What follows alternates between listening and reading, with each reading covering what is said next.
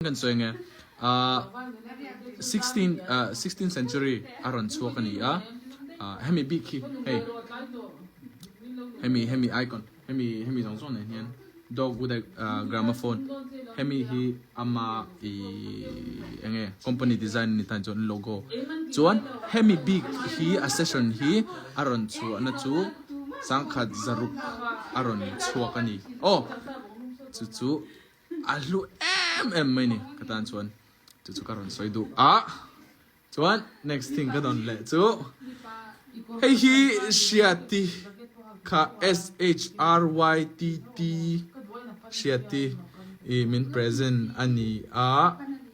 hei hi ka Trezor award saka kor hak ani hei hi stitching an ti nge ka shelawa chutia azia aron draw chua ani stitching mangin hei moi ka tin tuka kangai lu tuka chuan shiati thank you so much I love you chuan ngoro heta hemi ha kron contribute zong te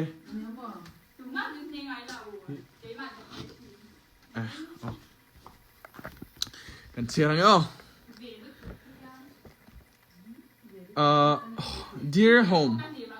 33rd Lelte Award 2024 Singer of the Year Song of the Year DN Joel Trezor Award 2024 Best Songwriter Gene TV Award 2024 Best Music Video MZE Award 2024 Best Male Lengzem Artist Heng Award te idon awang hian keini homies te chuan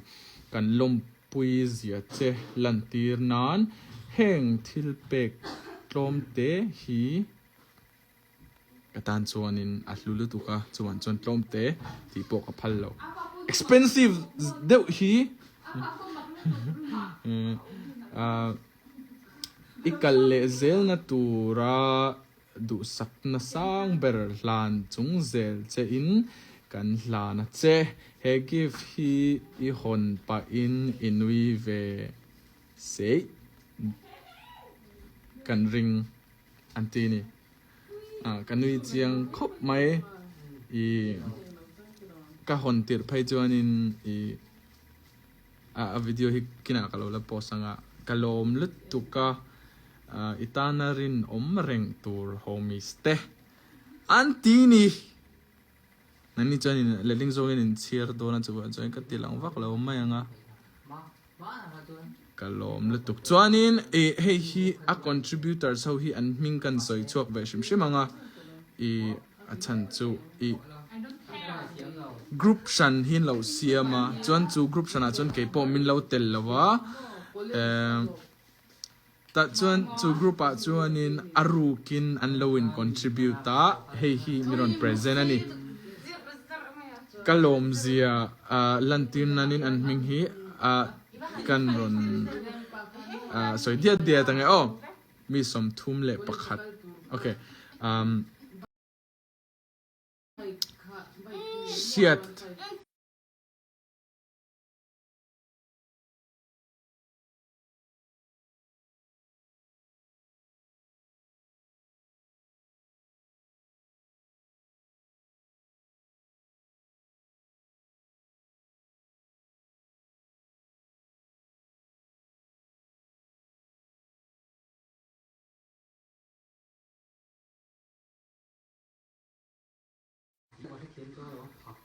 angai mar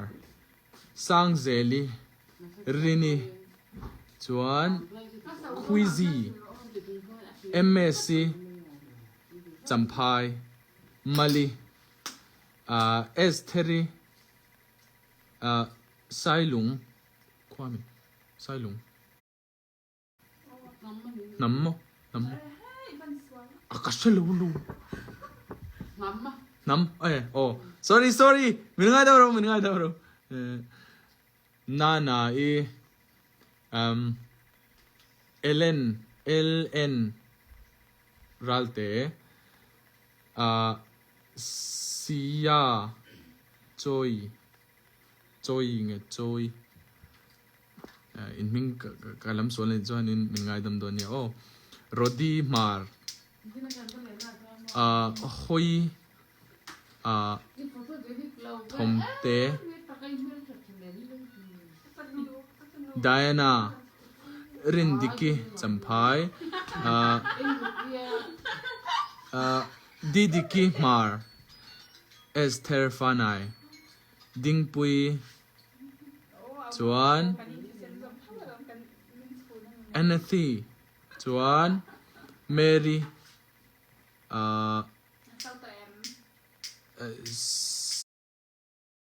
SI Chuan Lal Ngai Omi Lung Lei Lal Rem Ruati Nu Boy Pui Pui Chuan Rem Ruati Irene Diki oh kaka a contributors te anni oh ka mangai lutuk so kalom vara I tiang hi ka bai sei ngai lawa ama ero chu I homies te in min appreciate zia le katana in lut zia ka sha chuka pathianin nangma ni hi min pe katilo thailawa chuwan chuanin kamangai chau kamangai vek chau in zavain oh kha ni phot sela chuanin hei shiati ka soi tong khanin shiati min pe kani a asan pa in chuan ni zana ka thil min pek ei tur kha tunge lola Kiman ke izau chocolate khamo chu in ria mo ingver khangi chocolate kha ka izau ni zana ke izau de bilongai dam ro if kalmente na untheng ai la dai na chebe kam chu a choi man lawang choi man chuan moza stylist te kadong boka nizan khathil don ka nga le tuka hei te kadonga chuan nizan ma sa ka tina hei hi kanu tani boka cake kha chu kan ei zo ta cake ka kan ei zo to ani lawa o kha chu ka mu to shit ti present ani mo chuanin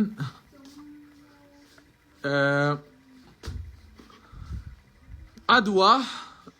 thanks for the shoes ka size chia hi ending ai shit thai ka thelawa hi adwa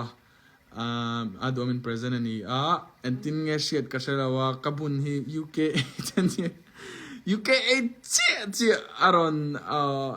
miron peya kabuna katok chia adua I kalom le tuk ringot shoelace phel ngai mi alawin kabun thina I time consuming lo abunan duam le tuk ringot ti kha ka soi tu chuanin hei hi in chi khata min santir le tu hei arwata min present ani boka arwata chunga lom chu ka soi duwa nang ma wang lia lewin hei te hei smart su kane ve pha in chi khatin ka thang thin paper chat tu kha chu ala om no la mai ro chu khoi nge ka da that ka mu zo to ri lawa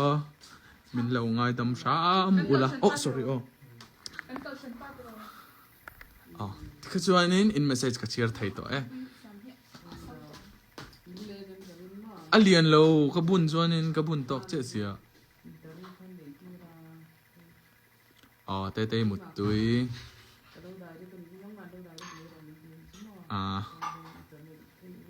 niko fel ka fel lem lo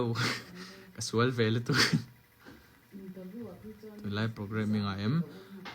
ni tin deuh thaw chu program kala nei nails ki moi tim mà tiếng ai lâu Mizo mi ba star vet an lom kalom na tuk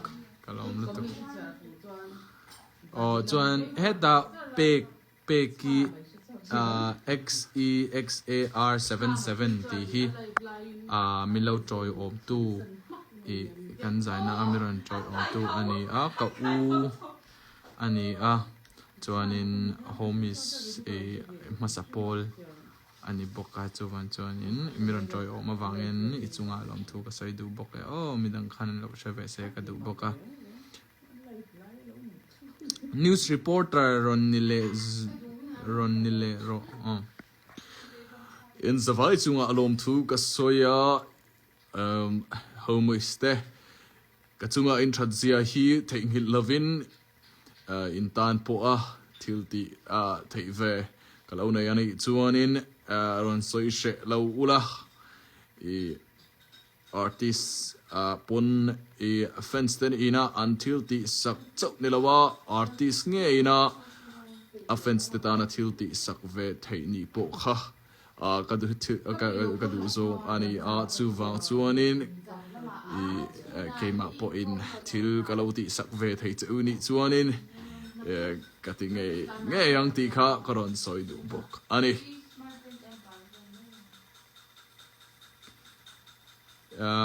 biak kima zan lampanga ipumna imu thailo ani chuanin daijin te eila cho kha huna thadawin ilo ei thin don ni pasachar skin care routine hi kanai lem lawa zana te mai phi lawa mutte ka ching ve thowa chu van chuanin in zep lawin kan ron soyanga ha lu tu ka wanga mai po phi pe lawa khuma mutop te ka ching ve thawa mai ro chu mai phi zo hianin moisturizer te mang sham shamila chuanin enge thitho te emo pona kan chu ten hodona to mai phi zo nuwa to narte ti file tur ani pores chunga bal te kha puan lapomangin ti file tur ani MBTI ka test khami test chu ka shalo ka ching chi lo in thak maya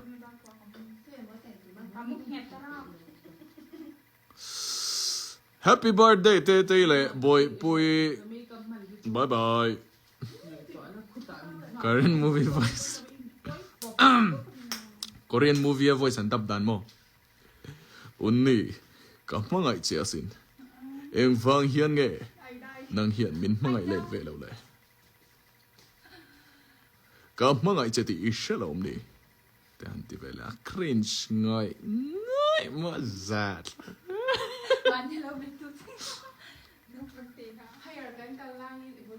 Tuna hian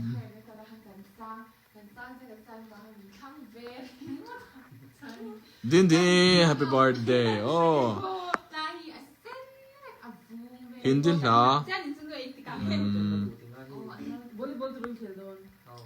Pehla nasha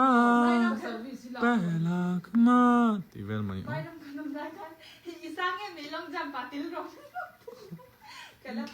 Why are your live so late? Kan soi phot ange live hi hun bi kan nei lawa chuan chuan chu in shet tura ka du chu live hi hun bi kan nei lawa chuwa tak chuan in ka live lo shatur chuan in a homies group hi panhi pathum an oma official homies group boka chuanin homies OG homies group le chang an oma chuchuna kina dule Instagram kati story vela te pokalo upload tanga ta chong kalai fun tur hi karon soilok sa chi nani amai ro chu hun ka nei lo lu tu ka wang hianin zana te karon live ve thei chau china chu mi lo shiat sak sham ula e chun lam panga te hianin ka live thei lo ani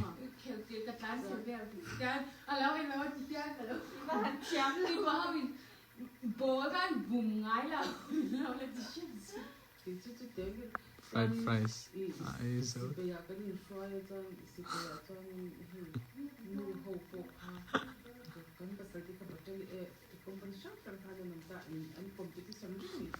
oh chuanin homies group hi an lian em chang khopa mi in min lo support chang ti ka ring ngai lova tundin hona anga phei chuanin content le lo la takte alo nia artist ang te po hey tuna anon chachawa content sang anon ne ama ero chu tunang din hona po ami lo stick pui ring tu te hi in lu ema chuanin I ka mangai vek chau ti kha ka soi du ani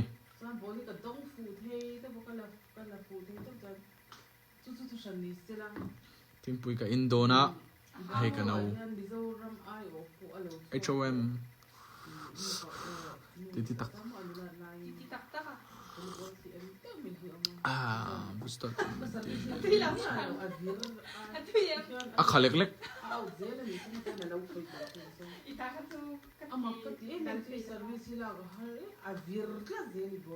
exam la hian life en hat exam la in ni chuanin le kha thadawin zir ula ka comment ni share do lawa an tia hei comment sa tamlu tuka hei share sakro kalau mutrin lawa tlau lal dampui oh tlau lal dampui message aro tam theilu tuka min lo ngai dam sha turin ka nge na cheu elisi mutui min lo ti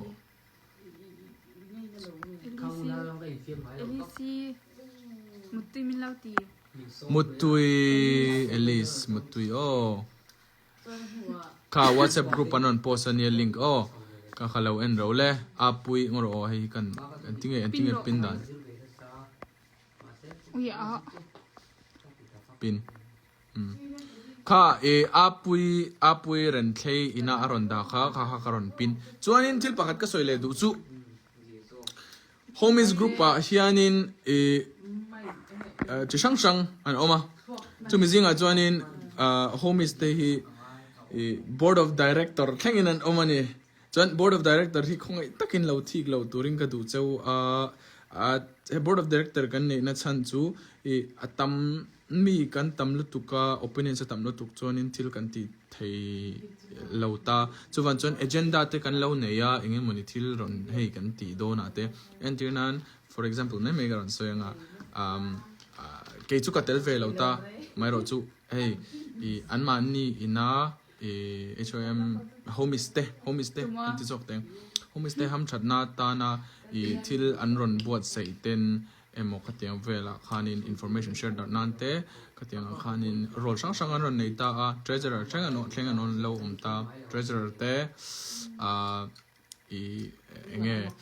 auditor ten oma chon speak ti khanin information the dar tu te an lo oma chuanin khan ti sang kha an lo omani chu chu wan chuanin homies zaipol homies premium ten oma chu wan chuanin lo shethiam sham turin karon ngen du chewa homies official homies group lo te kha lo shethiam sham mula khong takin lo thik lo turin ka nge na cheu achan chu main group a kha chong karon lang zel do na karon bara khai zeu ang cheu hun ka nei apiangin tu karon soi du a chuan next December vela hianin karon soi lang tam thil ka soi tam kher lawanga mai ro chu homies group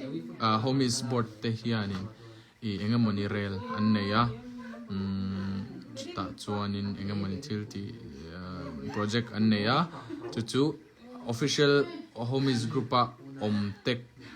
ne na hianin naktu dar som pani nulama anon soido na chuan chuta i program a chuanin program an siam do ni chu ka sha swalo ni chuan ni som pathuma hianin ti ni do na ni som pathuma i khoi mani cultura lo in ring top ula chu ni pot se in lo chang tlung to hle mai kati in lo bon in tiang khopian in supportive kati chu van chuan in po chuni se ke ni chun hlate alo pho chun jom zelanga mase chumi pia lama chuan in kan society ta na thil tha kan lo ti theina angte tiang alo chuan in chu tianga in man tam chu kadu chu van chuan in zai ringot lawa po chemical quality emo hinga mani thil ti shim kadu chu tianga wang chuan in ka chun kina karon soi leang hey group emi hi apui ren thlei 15 heta ka pin hi official group ani atel du chilo tel ulla emi hianin information tam tak karon chu thin ta chuanin voice chat a te ka thina I thil sang sang ka kan soi ve thina ta chuanin lo ve ula ta chuan information karon chu thin ti thleng kha karon soi du ani Later nai mai ro chu music video ani lo mai thaya lapangai music video tel lo ani pal tak chuanin mi lo ngai thlak sak tho angem school hi ron visit zeu thina mi ke ngai pe mi ha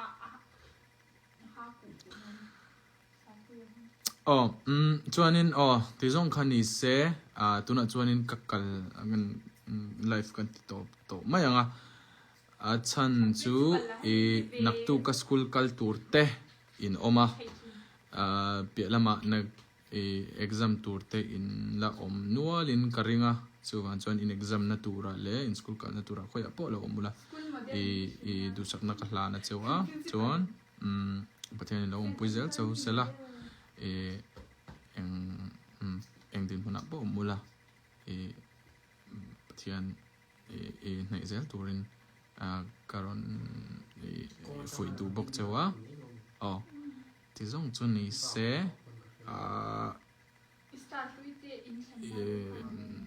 in ming lam chuanin kalo soi thei lo ni pon in exam na tura kalo tong try sak